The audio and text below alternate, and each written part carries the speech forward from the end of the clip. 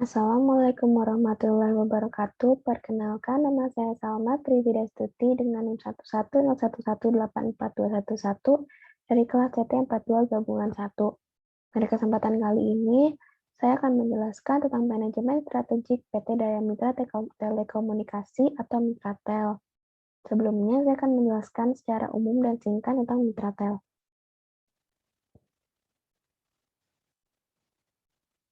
PT Daya Mitra Telekomunikasi atau Mitratel merupakan salah satu anak perusahaan PT Telkom Indonesia Persero Tbk yang bergerak di bidang penyediaan infrastruktur telekomunikasi.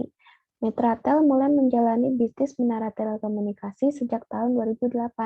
Sampai saat ini, di seluruh Indonesia telah tersebar 28.000 menara telekomunikasi yang telah dikelola oleh Mitratel.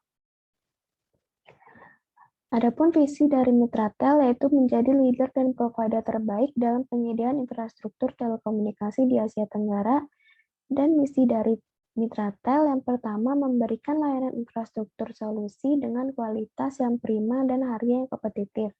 Yang kedua, menciptakan value bagi stakeholders.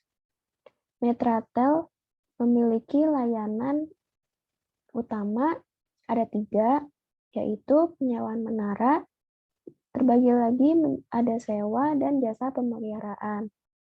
Yang kedua dari reseller, dan yang ketiga ada layanan lain-lain seperti managed service, layanan fiber optik, dan project solution dan layanan digital. Selanjutnya kita masuk ke internal factor evaluation matrix, yaitu faktor yang sudah ada dari dalam perusahaan. IV terbagi menjadi 2 aspek. Yang pertama strength dan weakness. Strength dari Mitratel yang pertama yaitu menara telekomunikasi paling banyak di Indonesia. Yang kedua memiliki banyak tenan. Yang ketiga leader dalam penyedia infrastruktur telekomunikasi. Yang keempat merupakan anak perusahaan PT Telkom Indonesia. Adapun kelemahannya atau weakness-nya yang pertama sebagian besar perusahaan masih dipegang oleh PT Telkom Indonesia dan yang kedua ketergantungan dengan perusahaan fabrikasi. Adapun total bobot dan nilainya yaitu 2,5. Selanjutnya ada external factor evaluation matrix atau faktor dari luar perusahaan yang mempengaruhi ke bisnis. Terbagi lagi menjadi 2 aspek yaitu opportunities dan threats. Opportunities yang pertama yaitu pandemi COVID-19 mendorong digitalisasi. Yang kedua, mampu dengan mudah bermitra dengan berbagai operator karena branding perusahaan yang kuat. Dan yang ketiga, lebih dikenal oleh orang banyak. Untuk threat-nya atau ancamannya, yang pertama, terdapat perusahaan lain dengan penawaran yang lebih menarik. Yang kedua, lahan yang semakin berkurang. Dan yang ketiga, terjadinya bencana alam yang dapat merusak infrastruktur telekomunikasi. Total skornya itu 1,99. Selanjutnya ada TOS Matrix. TOS Matrix merupakan alternatif strategi perusahaan yang merupakan kombinasi dari lingkungan internal dan eksternal. Yang pertama yaitu ada SO strategis. SO strategis yang pertama mengoptimalkan layanan Mitratel karena banyaknya tenan yang bergabung, sehingga layanannya harus sangat baik. Yang kedua ada ST strategis, strength threat strategis. Yang pertama, melakukan inovasi terhadap menara jika terjadi bencana alam karena banyaknya tenan yang bergabung, sehingga jaringannya tidak terganggu. Dan yang kedua, memanfaatkan dan mengoptimalkan kerja infrastruktur yang telah dimiliki. Selanjutnya ada WO strategis atau weakness opportunity strategis. Yang pertama yaitu membuat perusahaan mandiri agar tidak bergantung dengan perusahaan lain. Selanjutnya ada weakness trade strategis. Melakukan research untuk membuat sebuah produk atau layanan baru sehingga dapat bersaing dan bertahan di dalam bisnis ini. Yang kedua itu membuat penawaran harga sewa yang lebih murah dengan kualitas yang terjamin.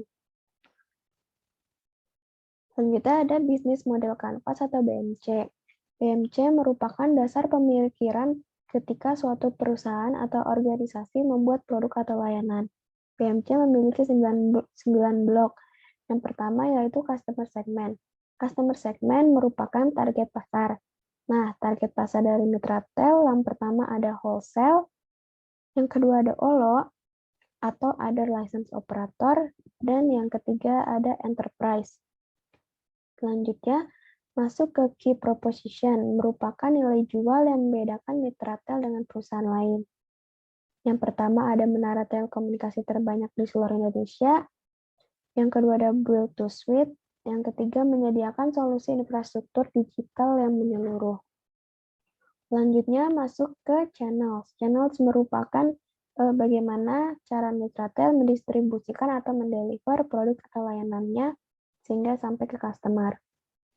Yang pertama ada account manager, yang kedua ada tempat pembelian saham, dan yang ketiga ada website Mitratel. Selanjutnya customer relationship. Customer relationship merupakan bagaimana cara Mitratel tetap menjaga hubungan baiknya dengan customer sehingga customer tetap menggunakan layanan. Yang pertama itu ada customer care yang ramah dan cepat tanggap. Yang kedua ada project solution. Selanjutnya masuk ke revenue stream, yaitu bagaimana cara Mitratel memperoleh pendapatan. Yang pertama ada penyewaan menara, yang kedua reseller, yang ketiga layanan lain-lain, dan yang keempat pembelian saham. Selanjutnya masuk ke key resource, merupakan SDM yang dimiliki. Yang pertama adalah teknisi yang berpengalaman, yang kedua staf yang berkualitas, serta jajaran komisaris dan direksi.